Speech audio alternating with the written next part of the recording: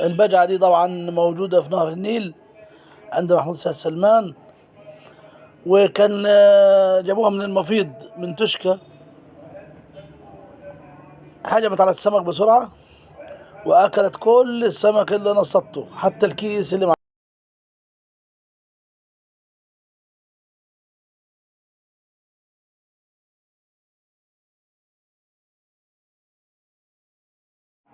شايفين يا جماعة، بتاخد السمكة من الهواء، حاجة غريبة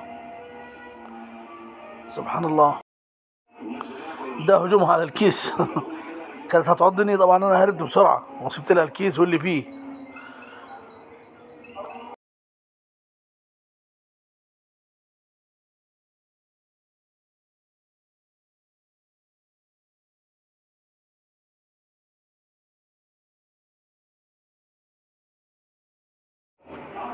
هي طبعا واخدة على صاحبها ما بتعضهوش، لكن أي شخص تاني بتفتح بقها بزاوية 190 درجة 180 درجة. ايه ده ايه ده يا عم.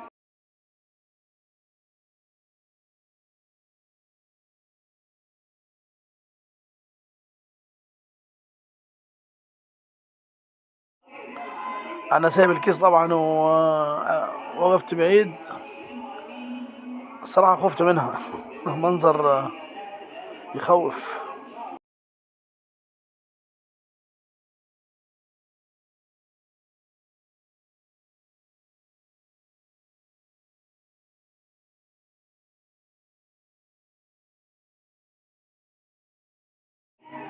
شفت بتاخد السمكة من الهوا ازاي، ما بتسيبهاش، بتاكل سمكة نص كيلو من الهوا يوميا، بتاكل 10 كيلو سمك، ودي كمية مش بسيطة طبعا.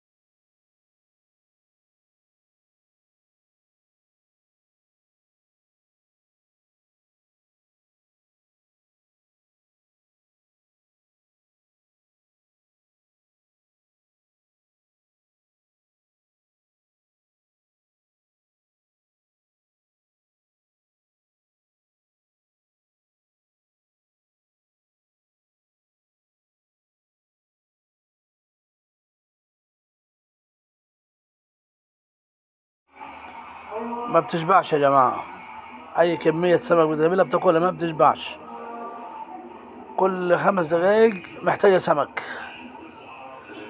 حجمها كبير طبعا، احنا هي مش باينة في الصورة بس حجمها كبير يعني. محمود اطول منها بحركة يمكن 40 سنتي. انا خفت على الطعم يا جماعة منها، اخدت الطعم ورحت بعيد.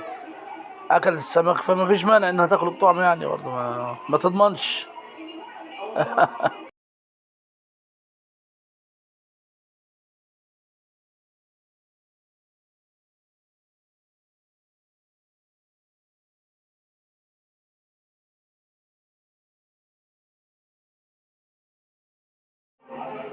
على فكرة لولا صاحبها طبعا رابطها بحبل، ما كنتش انا وقفت ولا صورت.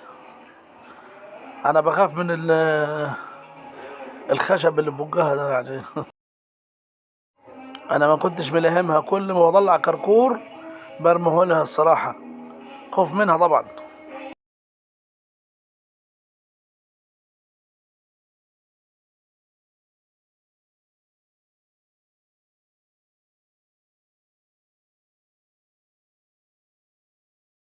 شايفين الجناحات يا جماعة، شايفين حجمها قد ايه، شايفين الهوا ده بيفرر.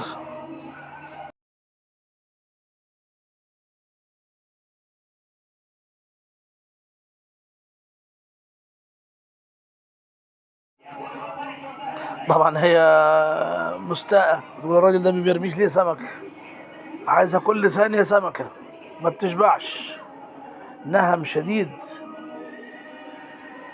غريبة احنا نشوف طبعا البجع ده في النيل. والله محمود بيقول لي احنا اكلناها في المفيض، وبيقول لحمها كويس يعني، بس الله اعلم انا ما اكلتوش قبل كده يعني. هنا محمود طبعا عشان كمية السمك الكبيرة اللي بتاكلها، آه،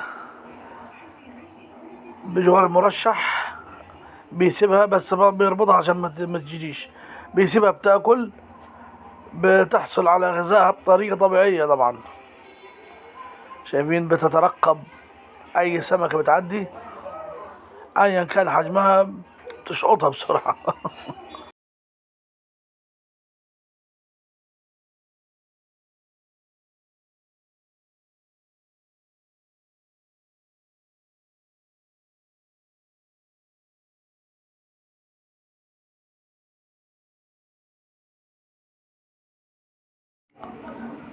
سبحان الله. يمكن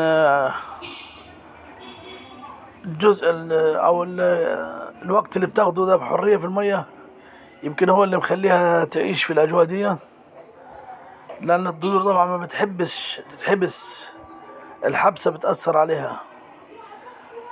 فكل اللي نقدر نقوله يعني سبحان الله.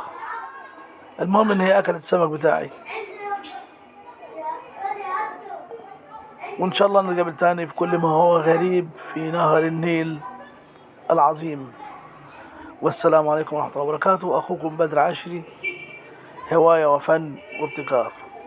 لايك وشير علشان يوصلك كل جديد.